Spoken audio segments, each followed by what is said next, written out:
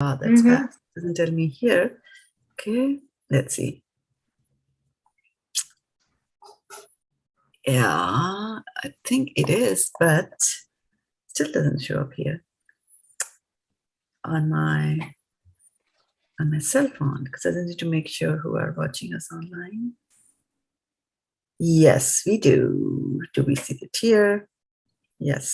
So my respectful obeisances to those of you watching us here on Facebook. Okay. Good. So let us get started here, dear devotees, after this short prayer to the spiritual master.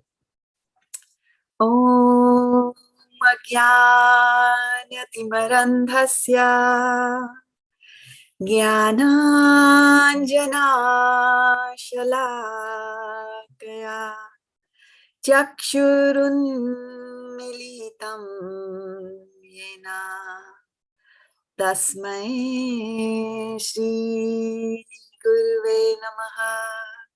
Shri Chaitanya Manobhishtam Sthapitam Yena Bhutale Swayam Rupa Kadamahyam Dadati Swapadantikam Vandeham Sri Guru Shri Yuta Padkamalam Shri Gurun Vaishnavamscha Shri Rupam Sagrajatam Sahagana Raghunatanvitam Tam Sajivam Sadvetam Savadhutam Parijana Sahitam Krishna Chaitanya Devam Shri Radha Krishna Padan Sahaganam Lalita Shri Vishakhanvitamscha He Krishna Karuna Sindhu Dinabandho Jagatpate Gopesha Gopika Kanta Radha Kanta Namastute Tapta Kanchana Gorangi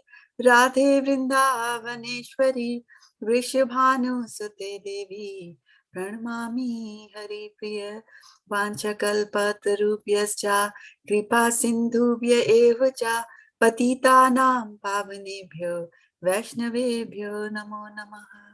Hare Krishna, Krishna Krishna, Hare Hare, Hare Rama, Rama Rama, Hare Hare. Gaur Premanande, Hare Hare Bol. Okay, so let us get started with our continued reading from the Bhagavad-gita, where it is chapter number 4, and Krishna is talking to Arjun about how to get transcendental knowledge. Because in the previous chapter, chapter number 3, when Arjuna had asked that what is it that impels me to go and do sinful activities, and Krishna had said that it is only lust. He had also talked about where lust is located and situated, where our enemy has taken strategic positions in our body, mind, and senses and intelligence, senses, intelligence, and the mind. And he said that, to overcome that, you have to get some transcendental knowledge so that you can do devotional service to the Lord, right? And then, so here in this 4th chapter, he has been talking about that how transcendental knowledge was being imparted from him from times immemorial, right? And whatever he says gets diluted, right? As it passes from the word of mouth from one person to another person, it gets diluted, and he has to go back and reestablish the principles of religion, because there's nobody else who can tell us about what religion is other than Krishna himself. Dharmam tu saksat bhagavat pranitam. And so then after that, he was talking about that what exactly is knowledge, right? So we're talking about transcendental knowledge. So ultimate in the transcendental knowledge, which we read last time, was Janma karma cha me divyam evam yo veti tatvataha tyakta deham punarjanma nayati mameti. So Arjuna, right? So I remember when we were growing up that if we didn't study, then the career choices we had left to do was to become a housemaid or a rickshawala. And so sometimes the parents used to scold their children like, "Padhoge nahi to rickshawala banoge," right? Like that. So that was the choices that we have. So it was like, there has to be some end results coming out of your endeavor. And So Krishna is also telling here in the Janma, told us in the previous verse that Janma karma cha me divyam evam yo veti tattvataha. So if you're trying to get that knowledge, right? So if you don't get the knowledge of biology and mathematics and chemistry and zoology and whatever, right? Then you will become a rickshawala. But if you now, on the other hand, here he's saying, if you get transcendental knowledge, then of course we should ask that question that if I'm going to make that investment of my time, efforts, and energy, then what am I going to get? So what do you get? What does that verse last week that we did told about? That if you get transcendental knowledge, what's going to happen to you? If you understand Krishna's birth and death, what's going to happen to you? You'll never take birth again in this world. Very nice, for 500 points. Yes. So you won't take any birth again. So if you want not to take birth again, then this is the only formula. Otherwise, punar charvata charvananam, you'll chew the chewed again and again, and you will go to the highest planets and then you will fall down again. Again, you'll go to the highest planets and again you will fall down again, right? Upariyada, right? Brahmane Brahmite, you'll be loitering in this material world. Okay, so let's just continue here from today's verse. I'm going to start sharing my screen here. Please confirm that you're able to see it. And today's verse is verse number 10. Fantastic. Can you see it or not yet? You can? Cannot? Can somebody confirm? Not yet. Yeah, now we Yes. can see. Able to see that? Okay. Vitaraga bhaya krodha manmaya mamupashitaha bahavo jnana tapasa puta madbhavamagataha. Vitaraga bhaya krodha manmaya mamupashitaha bahavo jnana tapasa puta madbhavamagataha. Vitaraga bhaya krodha manmaya mamupashitaha bahavo jnana tapasa putamad bhavamagataha. So let's just go here and see. Vita, freed from. Raga. What is raga? Attachment. Attachment. Bhaya, fear. Fear. Krodha, and anger. Matmaya, fully in me. Ma, in me. Upashita, being fully situated. Bahava, many. Jnana, of knowledge. Tapasa, by the penance. Putaha, being purified. Madbhavam, transcendental love for me. Agataha, attained. Okay. Being freed from attachment, fear, and anger. Being fully absorbed in me and taking refuge in me, many persons in the past became purified by knowledge of me, and thus they all attained transcendental love for me. So before we go into the purport, let's have a quick discussion here on some of these terms that Krishna is bringing up here. So he talks about attachment, fear, and anger. Okay, so let's talk about some attachments that we might have. So you guys have any attachments, or you're devoid of attachments? Yes, Mataji, so many. So many? Okay, so let's list a few of them here. Body and family. Are you about to tell us on Facebook what your attachments are? Attachment to Facebook is an attachment. So we're attached to our family and our bodies. We are attached to our family and our bodies, yeah. And then material things like our house, our car, and like very small thing, which we use every day in our life. There you go, right? Anything else we attach to? Friends, Basically, Mataji. your family. Family, yeah. And what? Yeah. Friends. Friends, okay. Right. Friends and family. Right. About subtle things on the subtle level. These are gross items. On a subtle level, what could one be attached to? Your What we name, do in our jobs, our careers, or something. yeah, like careers, I used to be good at something, and so I'm, right. you know, skills, talents, exactly right. Very good, right? Your name and fame. Right. But isn't family quite subtle though? I mean, they're gross bodies, but the bonds are very deep. So it's But- pretty subtle, yeah, really. that's a good point. That's a good point. However, I would put it on at a gross level too, going from Prabhupada's explanation where he says that our family is an extension of our body. And so that way it is at a Really? gross level because he says your extensions, and that extension can be it can expand, like can extend endlessly, because now it is my family, now it is my neighborhood, right? We have heard of neighborhood watch. So let's get a person who is going to put a watch on my neighborhood. I don't care what happens to the rest of the city. Then our consciousness goes to a higher level, and no, let's keep our city clean.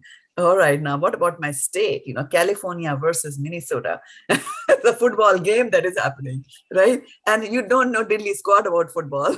I haven't played it, but then if you know that California and Minnesota are going to have a match, we want California to win. Why do we want California to win? Because it's an extension of our attachment.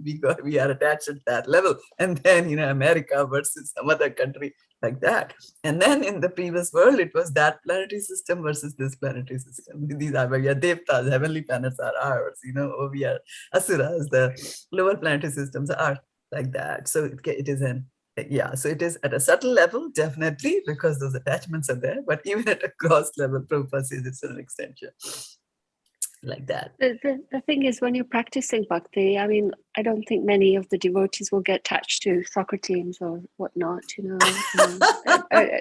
Very nice. It's a very nice point, because why does it happen? It's kind of like, there's a glass and it can only take this much. Right? So it can either take material or it can take spiritual, but you have one glass. So if you're making spiritual more, then the material has to overflow and flow out of the glass. So this is what happens. So then slowly, that's what you ask any Krishna conscious person, their story of their Krishna consciousness, right? I mean, we are all onion eaters at the beginning, most of us, at least I was. And then after some time you say, I don't know what happened. I don't know when the onion and the garlic went away from my home. I have no idea. Like that, right? And one of my chores over the weekend, I remember before I came to Krishna conscious, was to chop all the onion for the whole week and put it in the fridge. And now, if somebody has chopped onion in the fridge and they open the fridge, I'll start, to puke. I can't bear that smell. So how does that happen? Yes. So that's why devotees towards a later time will not be attached to, those kind of things. Yeah. And these things can come in a very subtle manner, and people can present it in a very subtle manner, and devotees can get waylaid in a very subtle manner. For example, somebody told me the other day that A.R. Rahman is coming here to sing something. And Krishna has seen now how it comes, how Maya comes. Krishna has given him such wonderful talent to sing. Let us go there to admire the talent that Krishna gave him. Now, you're going to drive 2 miles to wherever he's singing. You'll sit for 6 hours in his show, and it'll be full of bogus romantic songs. And you'll come back with your Krishna consciousness diminished, right? So this is how it'll present. So to be at that level of consciousness in Krishna consciousness, to say that I'm appreciating that it's Krishna's giving gift, Maya comes very subtly, right? Well, Krishna's giving gift. There are many other devotees who have got Krishna's giving gift for singing. Go and sit in those bhajan and kirtan assemblies rather than going to a assembly where they're going to be vulgar dances and songs and things like that. I don't know what happened to that song, but this is a very recent thing. So one of the things you have to always keep in mind is that Krishna has given me talents, but am I utilizing those talents in the service of Krishna? Right? Am I utilizing that? So again, it's a very, very subtle. Maya is very, very subtle. And she's just standing there right behind you to poke her leg, poke her nose, and to waylay you on your path to Krishna consciousness. Yeah. But Shraddha Mataji, in the 2nd chapter, there is a verse that also says, right, that if we get free of this attachment, then we attain the grace of Krishna. So every time we can bring ourselves back to thinking about it if we want his grace so badly. Yeah. So what you're saying is not orthogonal, right? Yeah. you're supporting that, right? You're supporting the Yeah, statement. yeah. Yes, That the if you are first, free yeah. from attachment, Right, then right, you right. will be eligible to get the grace. Right, Vitaraga, this one also, and second Yeah. verse also, yes, Vitaraga, Vita, freed from. You have to Yeah. be freed from this raga, right? The Mhm. attachment. And raga is, attachment can be in both. The hatred can also be a raga. Hatred is also attachment, where you are thinking about the other person in a negative way all the time. You're still attached to that person, a person or situation or whatever that you are there, right? Okay, so attachment, fear. Give me some Yes, fear. Kansa. You guys Kansa are had a, sorry? Kansa was attached to Krishna, but always had a fear that he will kill me. He will kill me, right? Right? Yeah. Fear What other of fears death. do we have? Death. Fear of death, yeah. What else fears do we have? I think that hatred, when you have hatred, that that itself brings about, I think a side effect of that is fear as well. Okay, and would you like to elaborate a little bit on that? How that brings, how hatred will bring fear? Some examples. I think it works on you, the reasons for which you hate someone or something and what it does to you. And consciously or unconscious, you're conscious or unconscious or subconscious of it. And the negative effects that it has on you. Yeah, so the fear is that. And that sort of slowly grows a fear in you. So you can feel yourself eroding, or you feel your mind contracting, or you feel you're not as expansive or loving towards people. And when that happens, I think the effect of that is that the fear grows. Right. And the fear could be, and yes, so sometimes the fear could be, and quite often the fear is of being hurt again. Yeah. Right. So I had a relationship or episode, or an interaction with somebody, and that person reacted this way. So now I'm afraid of doing the same thing to others because they might react in the same way. Right. So that way the fear is there always. Yeah. Yeah. Or you're afraid of meeting with the same thing or the same person or the same kind of treatment towards you again. That's the same. Yeah, that is a definitely a go. Yeah, but then it can also manifest in this way that you extend it to others also. That this person behaved like that, so everybody behaves like this, right? Yeah. Yeah, the mind makes those kind of conclusions. Yeah. Krodha. Anger. Anytime you got this itself. Anger leads to weakness. Anger leads to weakness. Can anger lead to strength also? I think sometimes you need to show strength with anger, but I think that you need to be strong in order to, and you need to have strong discriminative powers to decide, when to use your anger in a positive, in a constructive way, because I think anger has its place as well. But then because to show no anger at all is misinterpreted as weakness, and people take advantage of you. So sometimes you need to use that to put things or people in their place, but you need discrimination to be able to do that. But I think constant and excessive anger just weakens a person. Right. Yes. And what's that famous story about showing anger?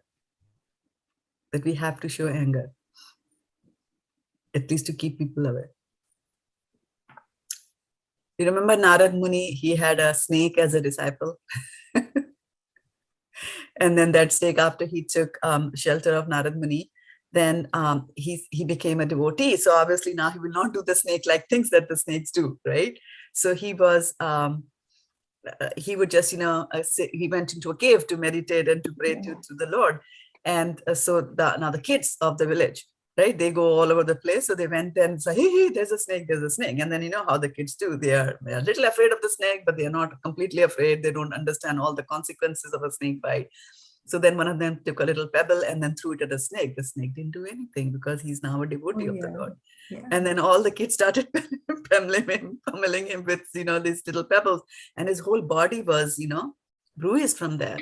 And now this became a game for the kids. That day they went home, and the next day they came back, and then they started, hey, there's a snake there, doesn't do anything. Let's just do that. So then Narad Muni returns back to and to meet his disciple, and he looks at his disciple and he says, like, boy, what happened to you? And then he says that, these kids, they are doing this. And then Krishna says, then the Narad Muni says that, well, why didn't you retaliate? Says, no, I can't retaliate. I'm a devotee. I can't, like you have got this thing, you can sting. Why did you not do that? And so then the snake said, I can't do it. So then Narad Muni says, but you can always raise your hood and scare them. So sometimes anger is just used. I mean, as parents, I think most of us are parents here on the call. We have done that to our kids, right?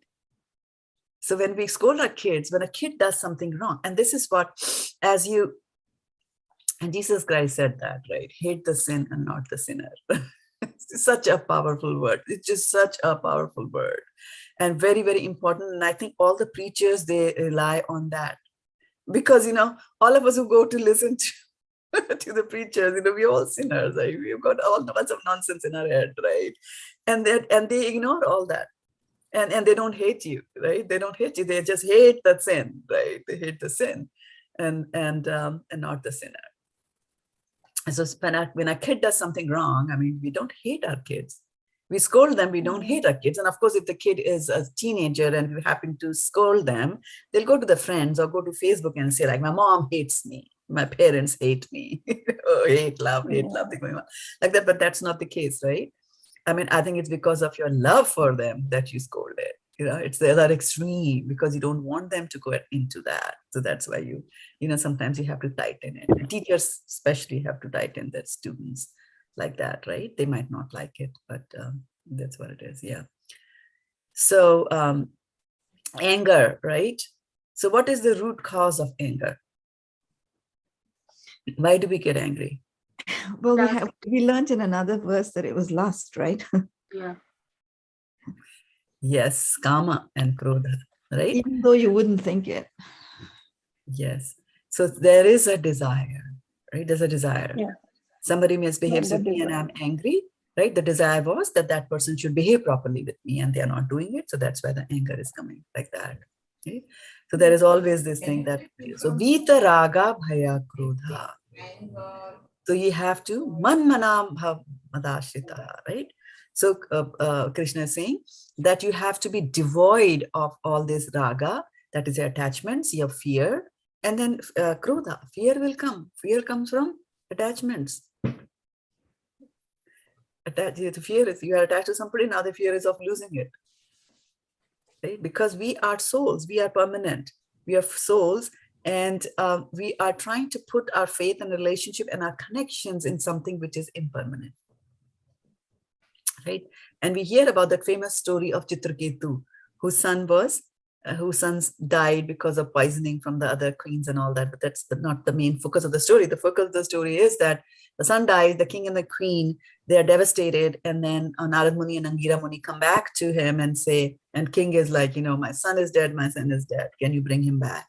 So they bring him back. And the son comes and says then the king, goes towards the son and says, hey, son, my son, I'm your father. And then the son says, which father? Father.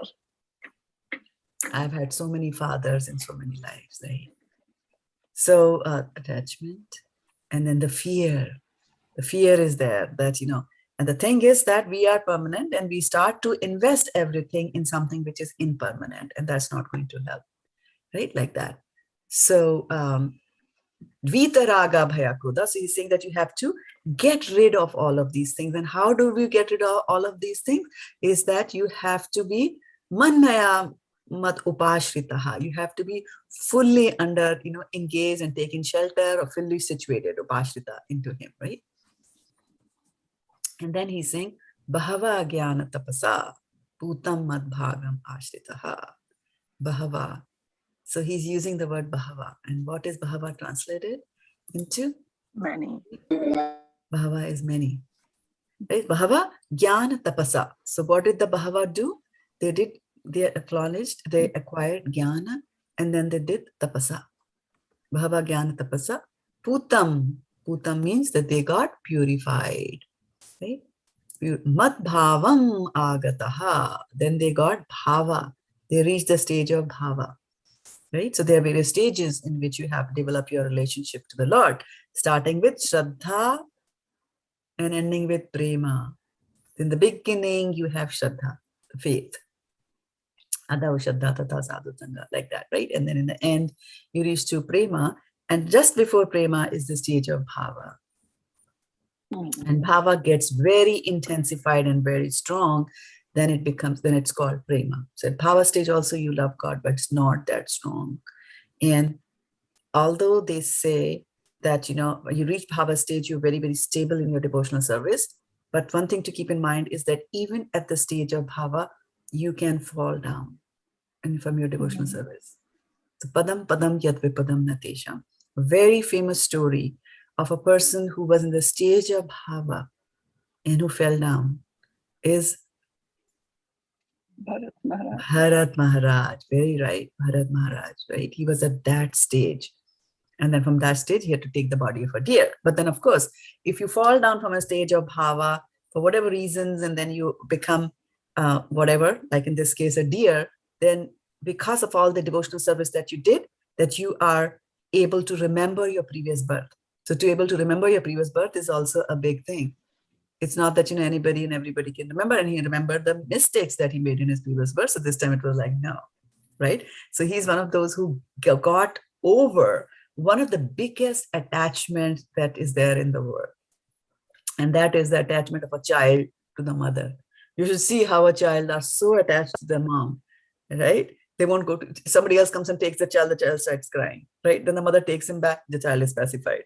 The biggest attachment you see is for the newborn child to the mother. And King Bharat as a newborn child, did not drink milk from his mother, gave up the body of a deer. Said, no, this is no, I'm not going to get there. If I drink this milk, I'll be healthy. Then I'll eat some grass, and then I'll get a wife, and then I'll have kids, and I don't want to do that, right?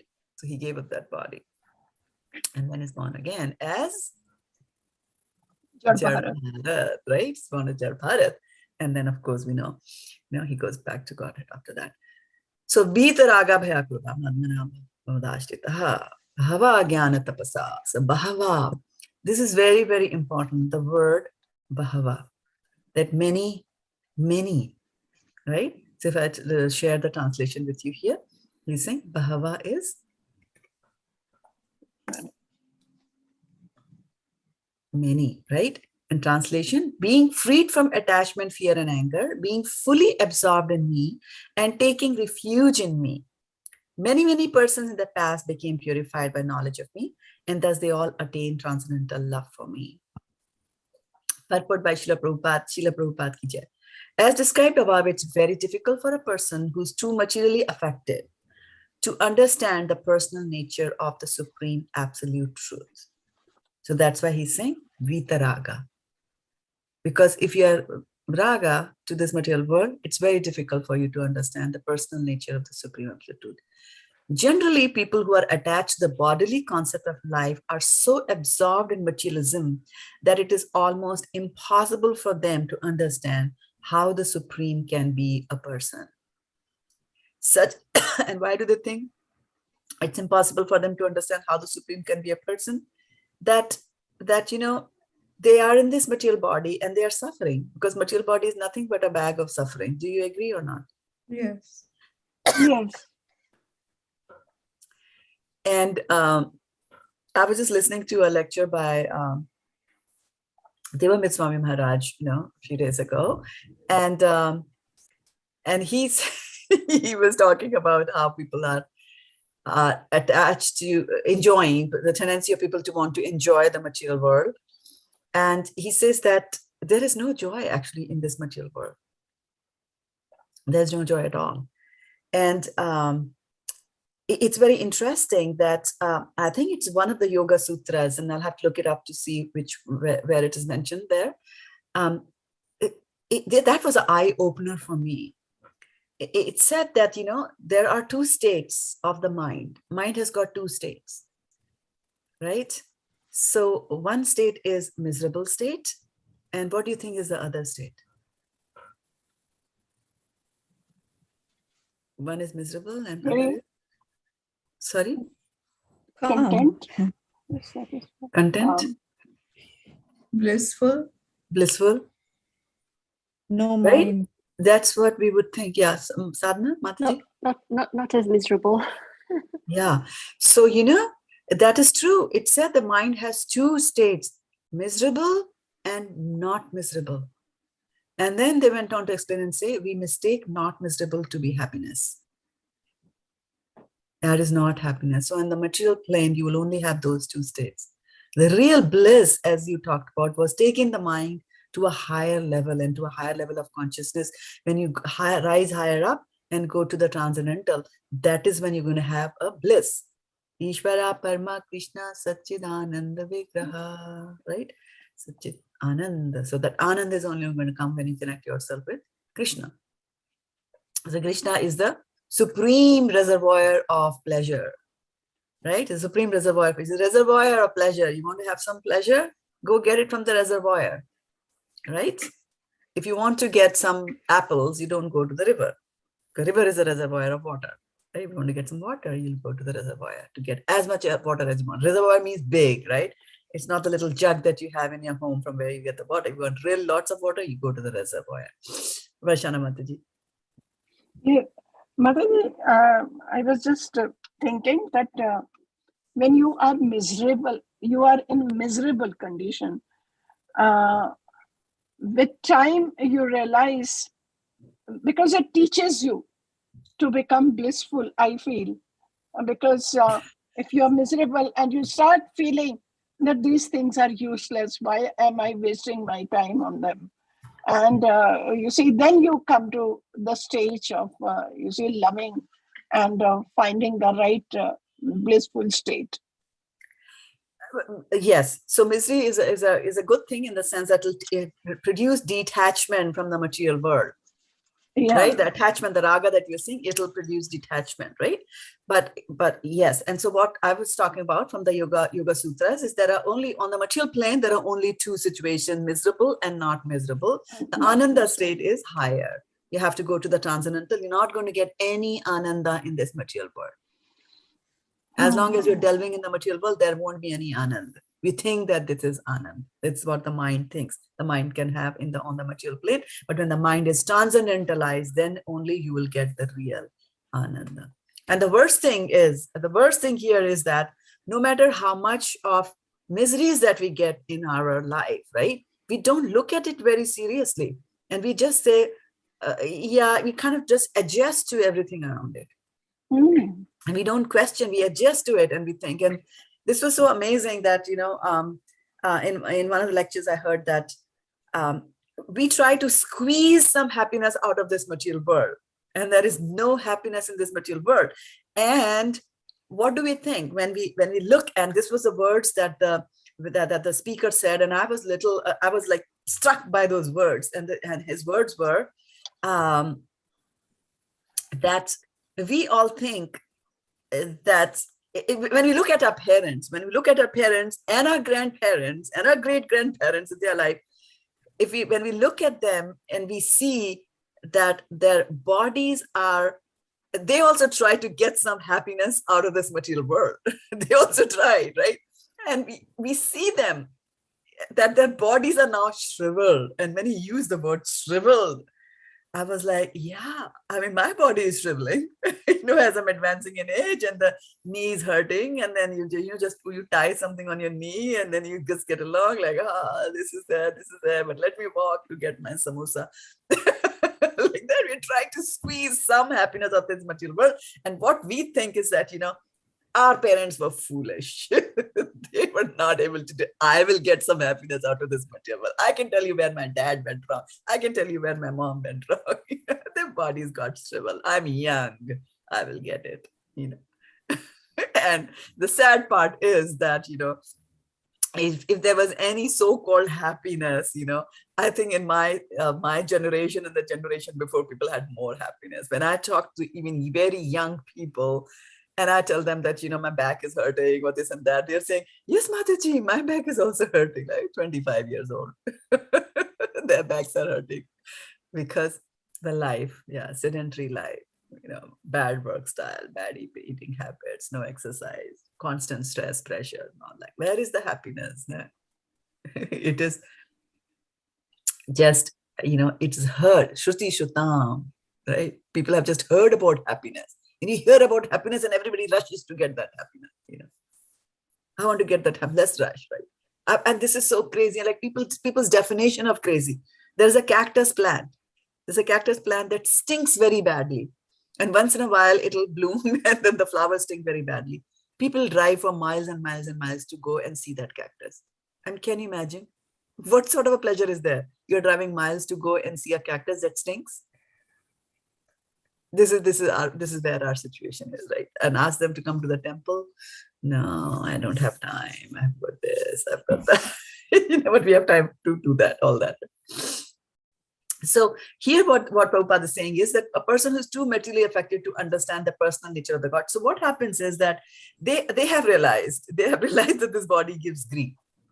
So they're looking for a way out of that. So they're finding the ultimate. So in that ultimate, which is ultimate happiness, ultimate beautiful, ultimate the best, right? In that ultimate, they cannot think that ultimate can have a form, because the form to them is giving them grief. The bodies give them grief. So they are attached to the bodily concept of life, are so absorbed in materialism that it's almost impossible for them to understand how the Supreme can be a person, a personality. Such materialists cannot even imagine that there is a transcendental body which is imperishable, full of knowledge and eternally blissful, to understand that I am that. I am that, right? And we talked about the 6 opulences of the Lord, right? So Kumalade Mataji, what are the 6 opulences of the Lord? Full wealth, fame, knowledge, beauty, wealth, and renunciation. And renunciation, Knowledge. right? Knowledge. Yeah. So full of, so Krishna is like that, right? And are we related to him? Yes. And what verse says that we are related to him? From Bhagavad-gita, chapter 15. 15. Mame vansho jivaloke jivabhuta sanatana. They are my parts and parcel, right? I'm a part and parcel of my mom. I came out from her womb, so I'm related to her. We all came out from Krishna. We all related to him, right? So we are all related to the one who is the wealthiest, the most beautiful, the most strong, the most intelligent, the most famous, and the most renunciate person, right? So renunciate basically means that he is willing to give up everything, right? For example, a child, a teenager might go and ask the parent that, can I take out your new Tesla? I'm taking my girlfriend out for a date. Can I borrow, Dad, can I borrow your Tesla? And Dad says, no. Why? Because we are attached, we are not renounced. Right? But Krishna is renounced. He's not attached to any of these things that are there here. So we are, so, but then, such masters cannot even imagine that there's a transcendental body which is imperishable, full of knowledge and eternally blissful. Why? Because Ishvara Parma Krishna Satchidanand Vigraha. He is the form of happiness and knowledge, and I am also that. I'm coming from that. I'm a drop of that ocean, but I have the qualities of that ocean, right? In the materialist concept, the body is perishable, full of ignorance, and completely miserable. Look at that, completely miserable. No scope left behind. Therefore, people in general keep the same bodily idea in mind when they're informed of the personal form of the Lord. For such materialistic men, the form of the gigantic material manifestation is supreme. So God is there in the society, in this nature. Consequently, they consider the Supreme to be impersonal. And because they're too materially absorbed, the conception of retaining the personality after liberation from matter frightens them. When they're informed that spiritual life is also individual and personal, they become afraid of becoming persons again. And so they naturally prefer a kind of merging into the impersonal void, right? be done with it, be finished with this body. Like, can I go to a place of nothingness, that kind of a thing, right? It's impersonal, no shape, no form, void, nothingness, right? Generally, they compare the living entities to the bubbles of the ocean, which merge into the ocean. That is the highest perfection of spiritual existence, attainable without individual personality. So from our discussions from the previous many years now that we are talking about, so when this merging into the ocean, when they're talking bubbles, right? So we are living entities are bubbles and they merge into the ocean. What happens in reality? These living entities or these souls, they go and hang in the, where do they hang? Brahmajyoti. In the Brahmajyoti, exactly right? So they will hang in the Brahmajyoti, which is now being equated to, or as an analogy, he's using the ocean, right? As bubbles will go and meet into the ocean, similarly, these souls will go and hang in the Brahmajyoti is the effulgence that is coming out of Krishna. So that that effulgence is blinding. And Hiranyamayana Patrena, so say in a Brahma Samhita, it says, right, that, not a Brahma Samhita, sorry, Ishopanishad, it says that this golden effulgence, please remove this golden, because this golden effulgence is dazzling. You cannot see the form behind it, right? So sometimes as kids, we used to play, and I was just talking to my Prabhuji the other day, and I was thinking that how as kids, we compare like my toys with the toys that my granddaughter has, is a world of a difference. Number one, most of my toys were made handmade, and Vidyavadhu, who's watching this, will attest to that, because we spent every summer vacation. Our job was to, we wouldn't sleep in the afternoon, but our parents were sleeping, and we would just dig some earth and then add some little water into it, and then we would shape our own toys by ourselves. And it was so, it was just up to your imagination, whatever you wanted to shape, right? You could make a duck, I used to make lots of utensils and a spoon and all that, and cook, and all those kinds of things we used to do. And then now, look at what the kind of things that kids have, it's a world of a difference there between what they do. So our enjoyment and our, it was very little, and we were very, very imaginative, because we didn't have all these things that we used to use. But I kind of forgot the point that I wanted to make here. So it'll come back once I read this, right? So they prefer a kind of merging into, generally they compare the entities. Yeah, so you cannot see. Yeah, so going back to some of the games that we used to play. So the biggest attraction for me was the torch, the flashlight, It was amazing that there was a switch, and then I was forbidden from using it because the torch was something, the flashlight was something that only, elderly persons or old adults used it. And so my brother used to have it. He was older, so he was, responsible enough to hold it. So he would hold that. And then what he would do was that, he would take the torch and then show it to our eyes, as boys would do. So he would put the eyes, and then what happened when the torch, or we used to call it torch back in India, not flashlights. It's called flashlights here in America. So when with a dazzling effulgence is there coming into your eyes, then you cannot see the form behind. You don't know who's doing it, whether Vidyavadhu is putting light on my eyes or whether the elder brother is doing it. You cannot see. So similarly here also, the words in Ishopanishad is saying that, you remove that dazzling effulgence so that I can see your real face there, right? So, but people over here, they just think of that when they are informed that spiritual life is also individual and personal, they become afraid of becoming personal again. And so they naturally prefer a kind of merging into the impersonal void, generally compared to bubbles in the ocean. And that is the highest perfection of spiritual existence, attainable without individual personality. So if you don't think of the personal form of the Lord, and you do your devotional service in that way, and you're thinking of the Lord as the void, then you're doing all the kind of good things. It's not that impersonalists are bad people. They do all austerities, they do everything. But their conception, because they're so tied to the bodily concept of life, that they just want to get, and the body gives grief, they want to get rid of that. I want moksha, I want liberation. The body gives grief. Can I go to a place where I don't have a body? Yes, here you are, served to you on your plate, like that. Varshana, you were raising your hand a little while ago. Yes, Mataji, when absolutely after when Brahma's night starts, you see the whole world gets what you call it? Annihilated. Annihilated. Annihilated. Now the whole world, everything is annihilated. When it is annihilated, that time, all the bodies, since they are 10,000 part of the hair tip, they merge into Krishna, they go into Krishna. And the Mataji, at that time, isn't this like, you see, a bubble getting merged into the ocean? So isn't this a good thing to be in Krishna? No, and I'll tell you why. But it is not good. The reason is that the consciousness is not purified. It's just that this is an interval, right? It's an interval. You go into that state where you're doing nothing. You're lying, you have to manifest, take a body, and then pursue your spiritual consciousness.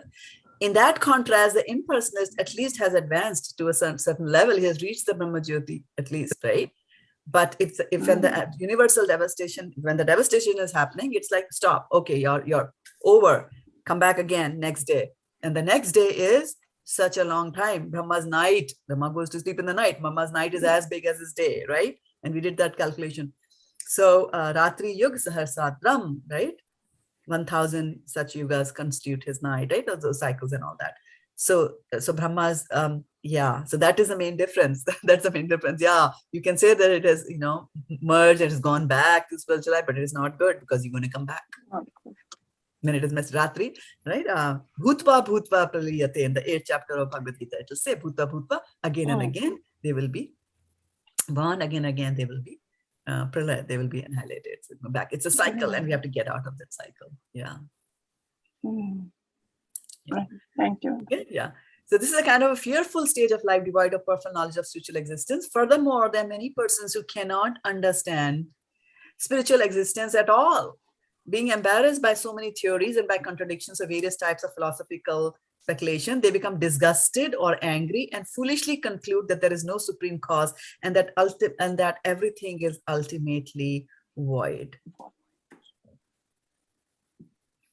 I read something very interesting, which this angry thing, right? This angry thing that they are talking about over here, right? So they foolishly conclude that there is no supreme cause and everything is ultimately, they become disgusted.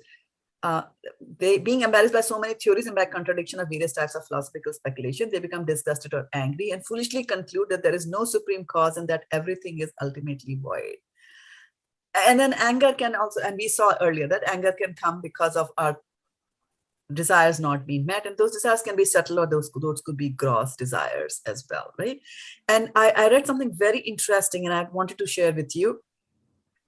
Our desires are not, and we are praying, and somebody was asking me, like, how long do I pray to get what I want? How long should I pray? Can you give me a formula? Yeah, read Brahma Samhita 65 times in the next 30 days and your wishes will be granted. It's not like that, right? It doesn't happen. So patience is a virtue that is very much required. But I read a saying the other day, and it just struck, it was so meaningful. And it said that remember all the things that you have. Okay? Remember all the things that you have now that you prayed for before. And this is such a powerful statement, and a statement that we have to constantly visit again and again in our life, right? And it is so powerful. I mean, of course, so when you read this statement, what are some of the thoughts that come to your mind? Remember or notice everything that you have today that you prayed for before. What comes to your mind immediately? That your prayers were answered. That your prayers were answered, right? The power of prayers. If you're doubting your prayers, when is it going to happen? I'm praying for such a long time. When will the bhava come? Just compare. Just compare where we are today with where we were 10 years ago. Just look at all that went into your mind then and what goes into your mind now. And you will notice the difference, which is there. So this is how, through devotional service, Vita Raga Bhaya Krodha is happening. It does. And this is so powerful and such a reassuring statement that, this is for prataksham kim pramanam. It's happening to you in front of you. What more evidence do you want? Your prayers were answered. Did you not ask for this? Yes, I asked for this. There you go. You got it. Right? You asked for this body and we got it, right?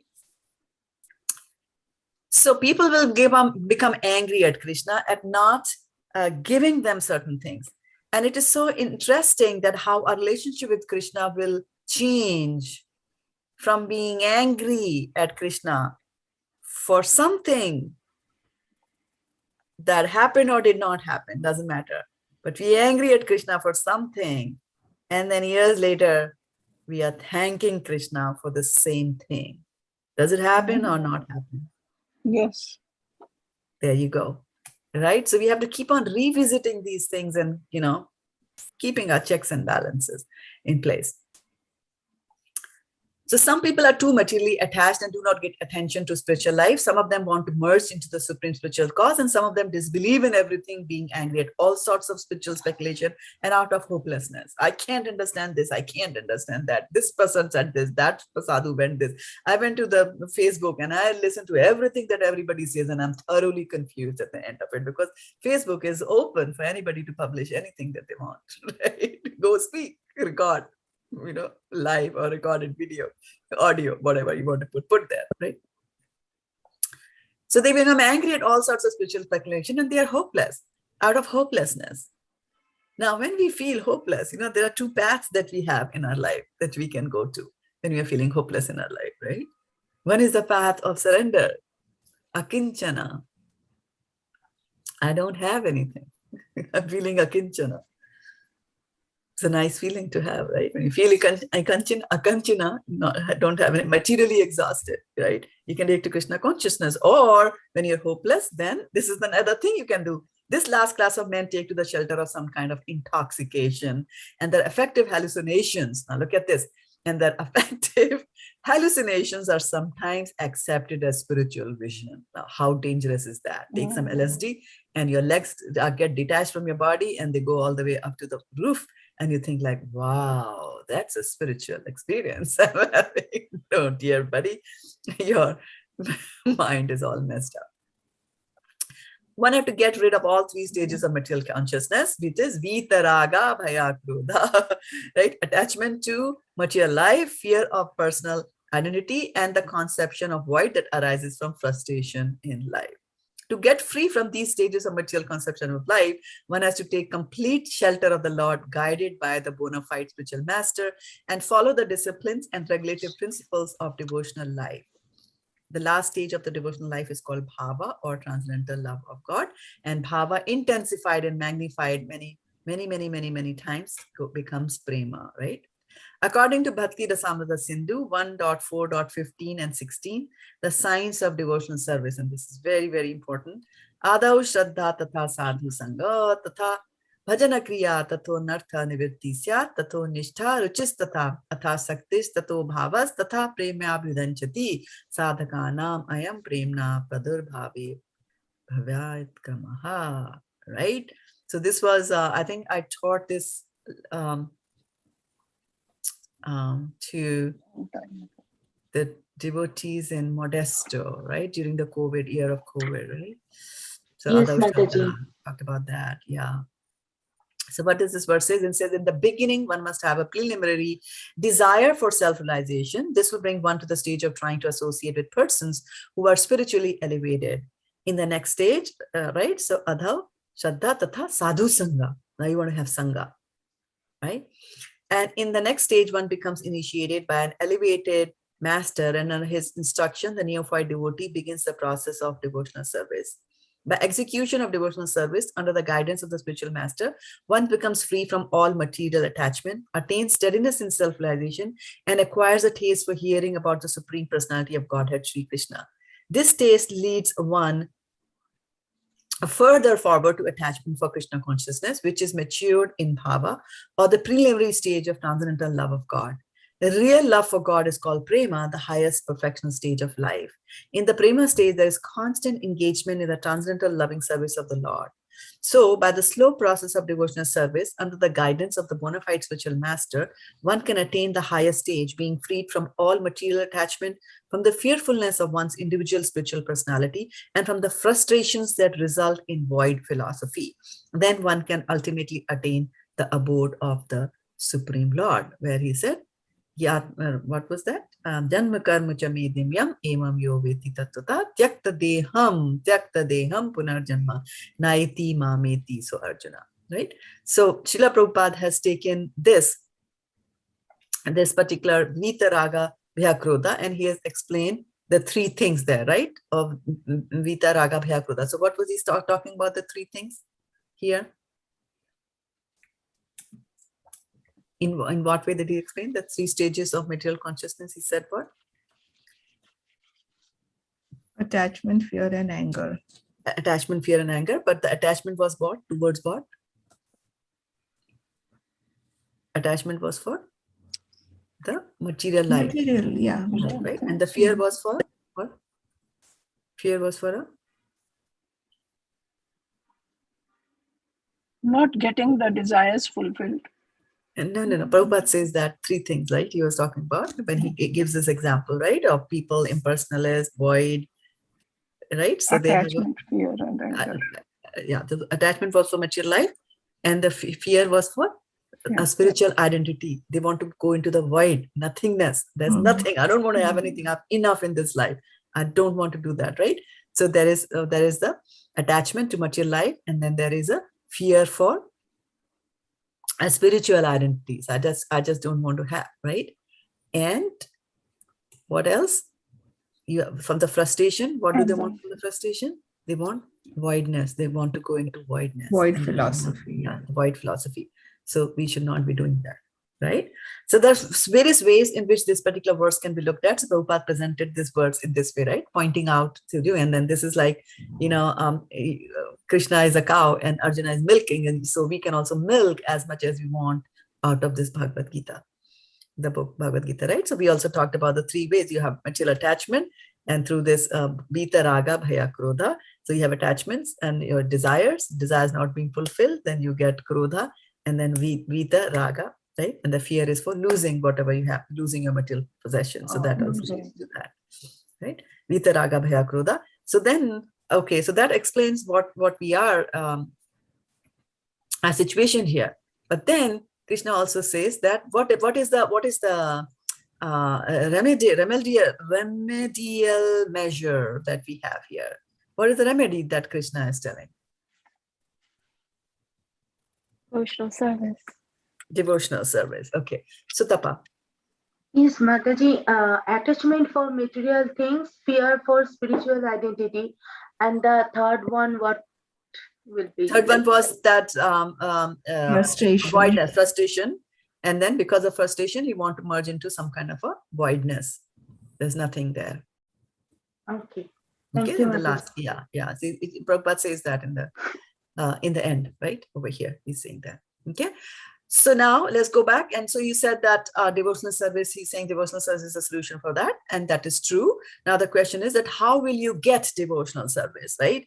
And how will, or more important, main thing was that how are you going to get over these three things? And we said devotional service. And then, so how are you going to get over this here? Krishna is saying that in the third line. What is he saying in the third line of this verse? Jnana tapasa.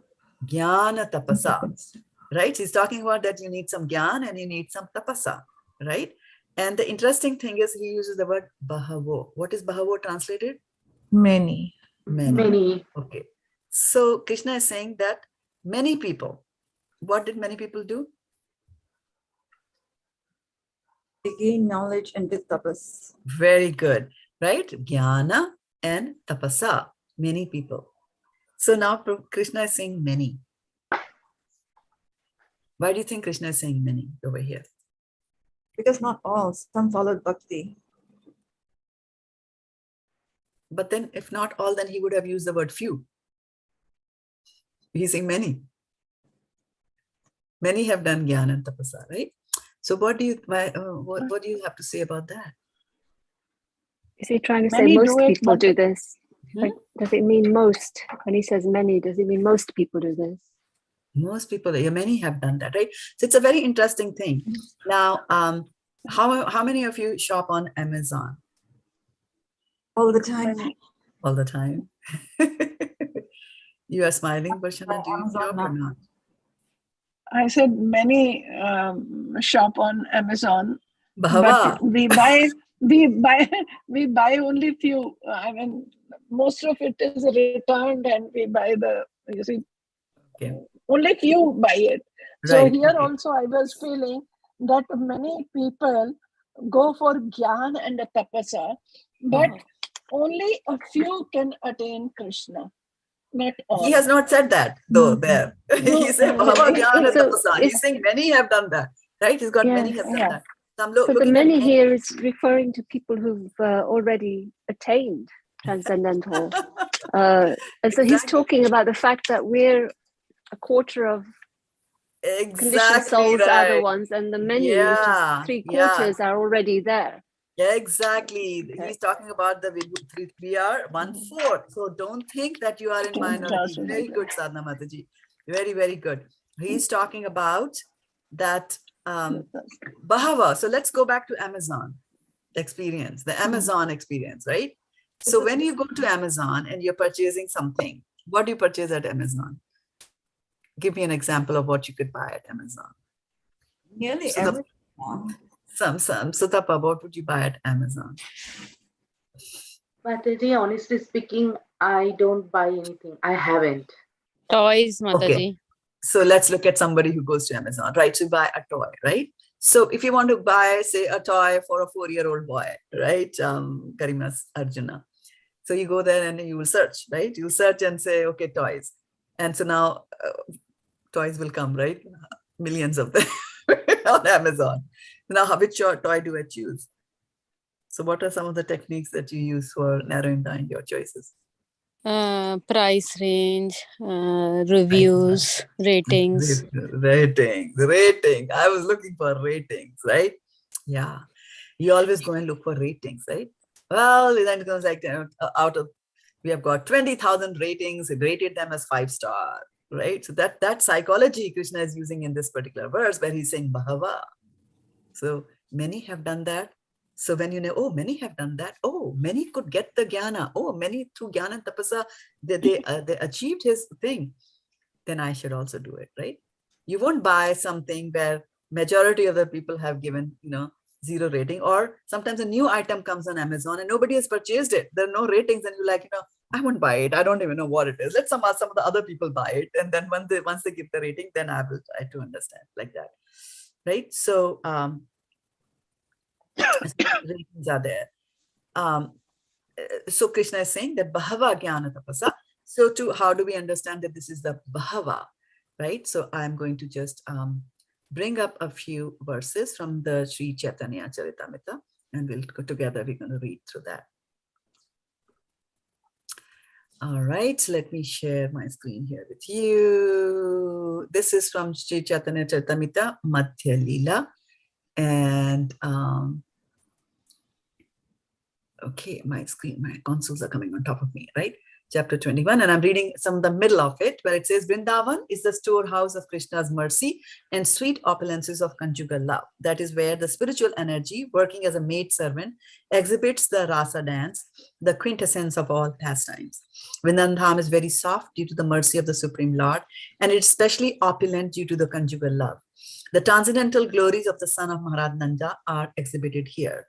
Under the circumstances, not the least anxiety is awakened within us. Below the Vrindavan Dham is the spiritual sky, which is known as Vishnu Loka.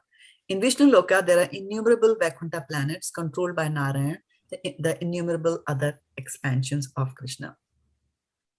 Narayan and innumerable.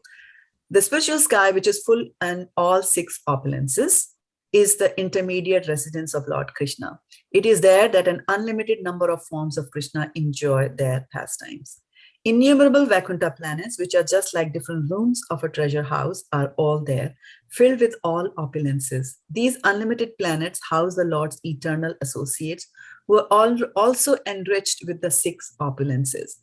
Below the planet named Golok Vrindavan are the planets known as Devi Dham, Mahesh Dham, and Hari Dham. These are opulent in different ways. They are managed by the Supreme Personality of Godhead, Govinda, the original Lord. I offer my obeisances unto him. So in which dham do we live?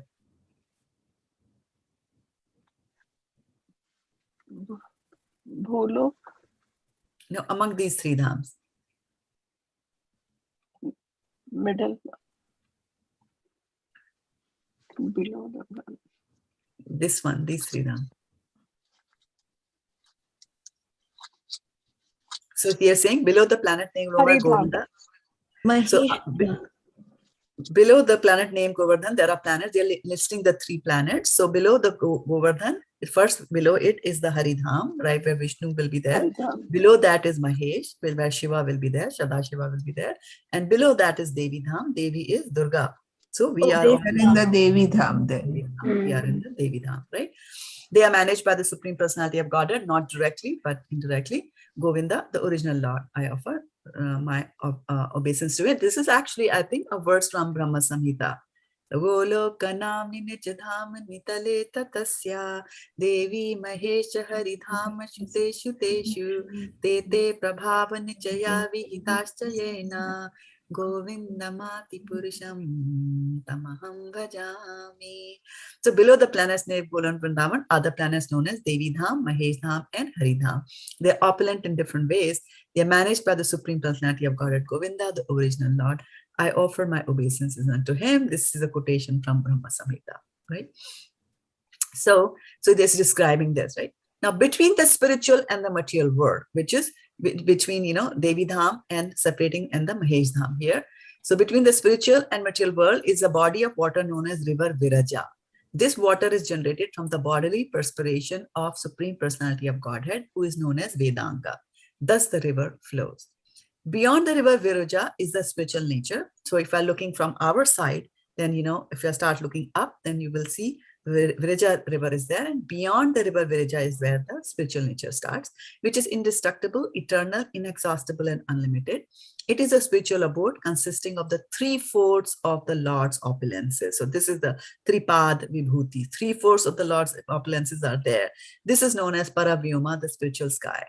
On the other side of the river Viraja is the eternal abode, which is full of unlimited universes, each containing unlimited atmospheres. The abode of the external energy is called Devi Dham, and its inhabitants are the conditioned souls like us. It is there that the material energy Durga resides with many opulent maidservants. Krishna is the supreme proprietor of all the dhamas, including Golok Dhama, Vaikuntha Dhama, and Devi Dham. The Paravyoma and the Golok Dham are beyond Devi Dham, this material world. The spiritual world is considered to be 3/4 of the energy and opulence of the Supreme Personality of Godhead, whereas this material world is only 1/4 of that energy. That is our understanding. Because it consists of 3/4 of the Lord's energy, the spiritual world is called Tripad Bhuta. Being a manifestation of 1/4 of the Lord's energy, the material world is called Ekapada. So pad is a quarter. So Tripad is 3/4 and Ekpad is 1/4, right? So that is why he's talking about Bahava Jnana Tapasa. So there are many, 3/4 have already done that. So don't think that if you are pursuing devotional service, that it is something that is very difficult for you to do. You cannot do it. Bahava have done that. Devotional service had got many of the 5 stars on Amazon.com or Krishna.com, right? Like that. So people have done it. So here's the encouragement that Krishna is giving to us, that you go and do it. But what you have to do is Jnana Tapasa, right? Jnana. And, you have to understand, you have to get some jnana, you have to get some knowledge from Krishna. And who's going to give knowledge of Krishna? Those who have seen Krishna. So bona fide spiritual master is a person who's going to help you get the jnana of Krishna. And he's going to take you onto the path of devotional service.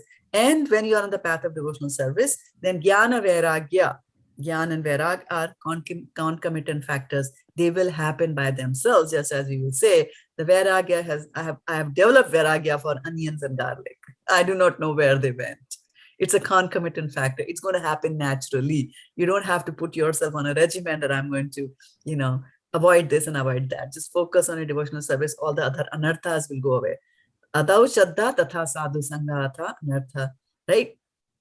Bhajana Kriya Tatha Anartha Nivritti. So Anartha Nivritti will happen. So slowly, Putam Mad Bhagamasha, that clarification, that cleansing of ourselves will happen. However, we have to remember that we have to do jnana, and what is the other word that makes us flinch? Jnana and what is the first thing? Tapasa. So tapa word tapa comes from tap. What does tap mean? Heat. Heat, exactly. Tap means heat. So you get the tap. So when you get the tap, you know, it is heat. Heat means it makes you feel uncomfortable. It's not the nice warm thing, it's heat. So you get the nice heat. But this heat, just as, you know, heat will purify, right? What does heat purify? When you dig the earth and get the golden ore out of the earth, right? So it doesn't even look like gold. It doesn't even shine like gold that much, right? But it is heated, right? And when it is heated, then the real glow comes out, right? So I'm just going to bring up a few verses here from our various scriptures. Let me just bring the verse here and then I'll share those with you. One of them is my very favorite verses. Okay, share with you. Can you confirm? You can see this. This is Shraddha-devi teaching his sons. Can you see my screen? Yes. Rishabhuvacha Nayam deho deha bhajam niloke kashtam khaman arhate vidbhujam ye tapo divyam putra kayena sattvam shuddhyed yasmat brahma shakyam tvanantam. So where is the word that we are looking for in this line? Is it? Yes. The fourth line, The fourth line. Tapo. Tapo divyam putraka yena. He's talking to putraka, he's talking to, and tapo divyam. So, and this is very, very strong and a powerful verse. He says, Lord Rishabh-dev told his sons, my dear boys, of all the living entities who have accepted material bodies in this world, one who has awarded this human form should not work hard day and night simply for sense gratification, which is available even for dogs and hogs that eat stool. Vid bhujam, right? Vid bhujam is stool eaters, so pigs. This is what vid bhujam, right? One should, and this was so strong, such a strong statement. He's saying that, you know, we work so hard for material enjoyments. I mean, even the dogs on the street have their own enjoyment, which is not very different for our enjoyment. Eating, sleeping, mating, and defending, right? They do it, we also do it in a little sophisticated manner. That's the only difference. One should engage in penance, tapo divyam, and austerity to attain the divine position of devotional service. By such activity, one's heart is purified. And when one attains this position, he attains eternal blissful life, which is transcendental to material happiness and which continues forever. What do you say to that? Are you ready to do Tapo Divyam? What do you do? What is your tapa?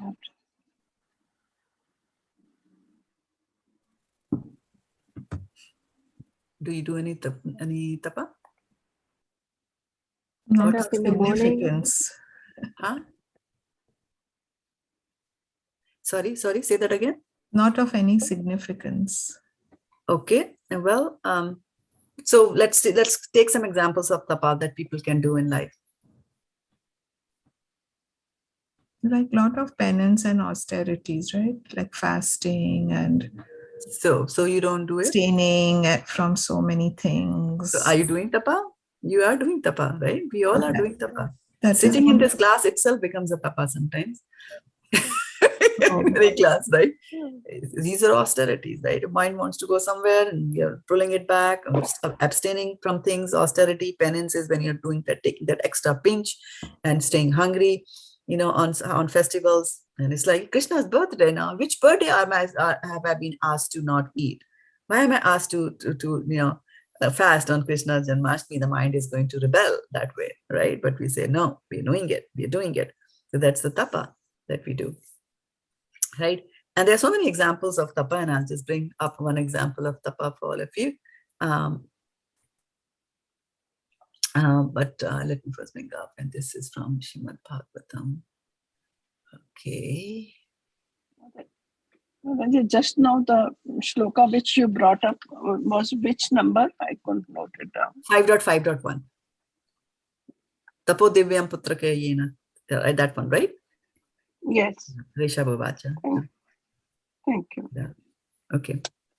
So this is about our dear favorite little Dhruv Maharaj, who got angry because his stepmother had, insulted him in front of his father. He was angry at his father also.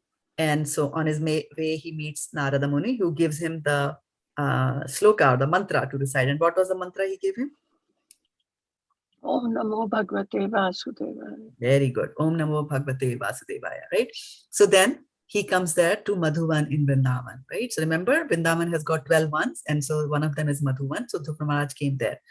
So elsewhere, Dhruv Maharaj, having arrived in Madhuvan, took his bath in the river Yamuna and observed fasting in the night with great care and attention.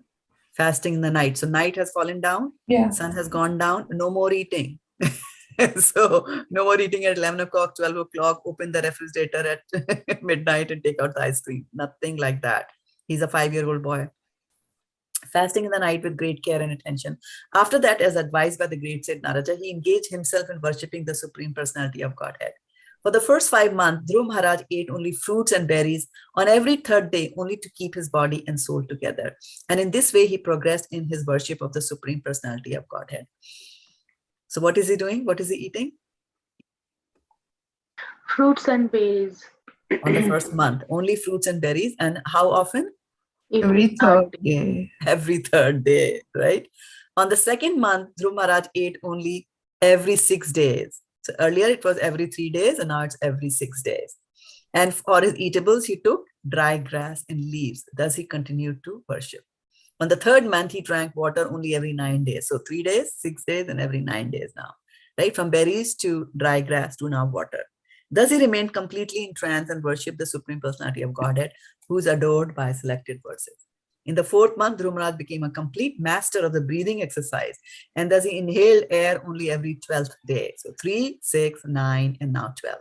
In this way, he became completely fixed in his position and worshipped the Supreme Personality of Godhead. By the 5th month, Maharaj Dhruv, the son of king, had controlled his breathing so perfectly that he is able to stand on only one leg, just as a column stands without motion, and concentrate his mind fully on the Parabrahma. He completely controlled his senses and their objects, and in this way he fixed his mind without diversion to anything else upon the form of the Supreme Personality of Godhead. So this is very, very important, that he was doing tapo, right? Divyam, of course, he was, doing it for the Lord, but also he was not having any diversions. The diversion is very, very important thing to keep in mind. There should not be any diversions, and diversions will always be presented before us when we are doing devotional service, right? And talking about diversions, some nice story that always comes to my mind is of Arjuna, right? So Arjuna was the favorite of his teacher, and his teacher was Lord Shri Krishna. Dronacharya, right? Dronacharya. Right, his teacher is Dronacharya. So he was teacher's favorite, and the others people used to feel a little jealous of him, that, why does the teacher love him so much? So they went, actually the students went and told the teacher, which is very sweet of them to say that, this is what we feel. Why do you love Arjun so much? So then the teacher said, okay, let's do one thing, and there you understand. So he brought all of them, Duryodhan, Dushashan, Arjuna, everybody, right? There, and he said, okay, so he put a little bird, a bird made of clay on a tree, and he said, now you have to shoot on the eye of the bird. So they all got ready. So he said, okay, Duryodhan, you come here, and I want you to shoot on the eye of the bird. So then he said, okay, he took out his arrow, bow and arrow, and he wanted to shoot. And then Dronacharya asked him, what do you see? So he said, I see the tree. Inside the tree, I see the bird and branches, and I see the bird. And then I see Guru Maharaj, and you, Guru Maharaj, and I see my cousins and my brothers, like that. So he said, okay, aim, and the arrow went somewhere else.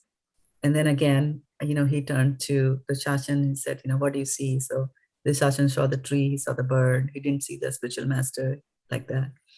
And then this way it kept on happening. And then he said, everybody tried, everybody failed. And then he came to Arjuna. He says, Arjuna, now you pierce. So Arjuna then gets ready with his bow and arrow. And then he's ready to shoot. And then Dronacharya stops him and says, okay, wait, what do you see? So Arjuna says, I only see the eye of the bird. So that is the kind of focus that we need to have in our devotional service. Now, the question that you're going to ask is, how do I get focus? Mataji, I don't get focus. Right? How do I get focused? How can I focus on something? Right? So it's very, very important for us that to understand that we will focus only on things that we are interested in. Do you agree or not agree? Do you focus on things you're interested in? Right? That interest has got to be there. So then the question will be, how am I going to be interested in Krishna? Right? How do I do focused tapasa on Krishna? How will I do that? So to develop an interest in something, you have to know about that thing. And that is where the jnana comes into picture. Bahava jnana tapasa. So you have to do. So that's why we went through the 6 opulences of the Lord. Yashvarasya samagrasya, right? Virasya yashijas. Like that, right? So the 6 opulences which are there, you know about Krishna, you know about his janma and karma. And then you will develop an interest in him. And once you have an interest in him, then you will have the focus and you will be able to focus on devotional service. And times and again, there will be obstacles that will come into your life, but then look at the obstacles that others are facing in their life. Look at the obstacles. So you will draw inspiration. And one of the ways that you can also get interest in Krishna is to hang around with people. Like if you go to a bar and hang around in the bar every day, what's going to happen at the end of 1 month? You'll become a drinking addict. You will drink, right? 1 month, 6 months, 1 year, 1 decade. What's going to happen, right? Same thing is going to happen. If you hang out with devotees, you'll again get intoxicated. But that intoxication will be for love of God, which is the best intoxication that you can have, right? Prabhupada, this love and this Satchidananda, people had asked Srila Prabhupada, that Srila Prabhupada, if you talk about this ananda, Prabhupada, can you describe what that ananda is? You have felt that ananda, just describe. And so Prabhupada, true, to his personality, like, using the right context for the right audience, he said, it's like you have taken 1,000 LSDs. And then the hippies could understand, right? Oh yeah, now I know. 1 LSD, what it does to me. Oh, 1,000 of them, and I won't die after that, after so much of that. Yes. So that is what the focus on the Lord is, right? And that is the kind of focus that we need, right? And that focus can also come from various ways. It can also come from fear. There are various ways that we can approach Krishna.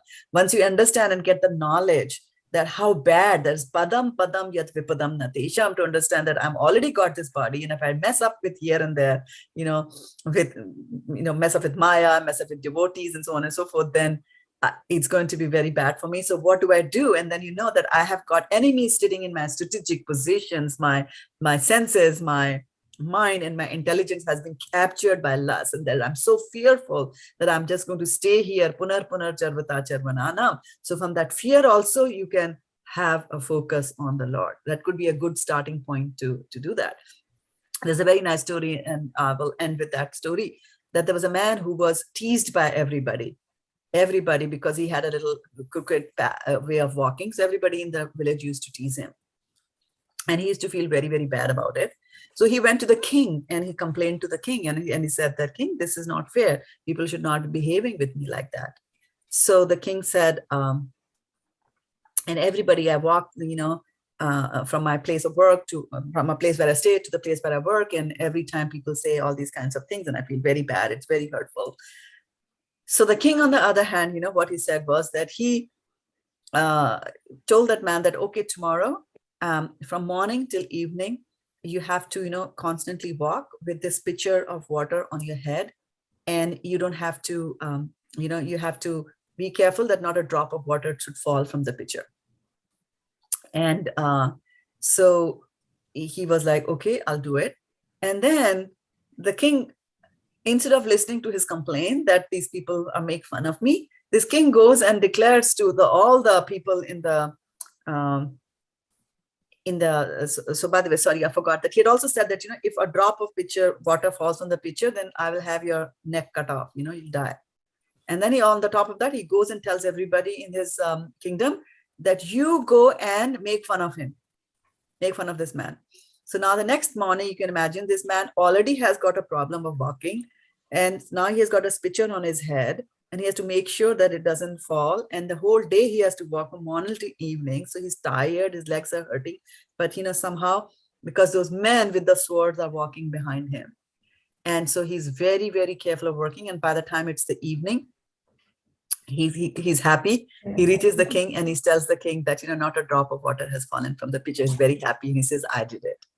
And then the king says that, okay, so how many people made fun of you today? He said, not a single person made fun of me today. And the king said, on the contrary, everybody made fun of you today. I had declared it in the kingdom that everybody is supposed to go and make fun of you. They were there by the roadside. They were making fun of you the whole day. But because your concentration, because your focus was somewhere else, that you did not even hear them. So that's the kind of focus that we need to have in our devotional service, that Maya is going to bring all kinds of obstacles, which come as these people making fun of us and making fun of our devotional service. But we have to be focused as if there are people, Maya is coming behind us with a razor sharp sword in her hands to cut off our neck. Tapo divyam.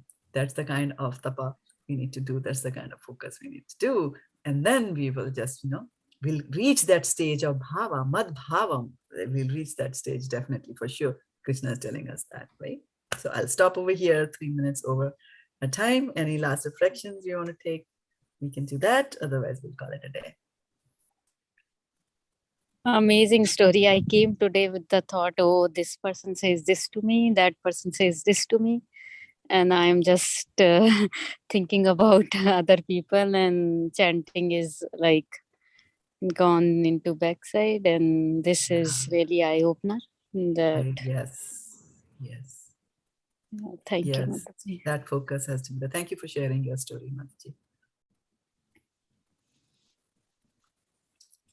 Amazing. What else? As usual. Well, Krishna Katha. Yeah.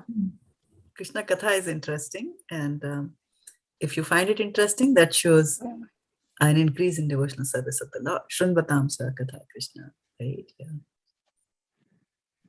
It does that. Okay, so can we take leave? I saw Khyati a little while ago yeah, she's still there with us. I don't know whether we'll have some darshan today. It's our auspicious fortune to have darshan of the devotees. So, That's what we are doing. Radhe Radhe. Radhe Radhe. Radhe Radhe. Jai Jai Shri Radhe. She's getting the teeth now. Little bit. Now she started saying Jai whenever we say Jai. Wow. And her favorite thing that she becomes very quiet just before sleeping. Jai. Jai. Jai. Jai. Hari Bol. Hari Bol. Background check. Her favorite thing that how she goes to sleep and she becomes like quiet is when I sing her Nache Ramar Man. Oh, she's saying that. Yes. No, she starts to like repeat. We are still not clear on her speech, but yes, she does repeat. Very nice.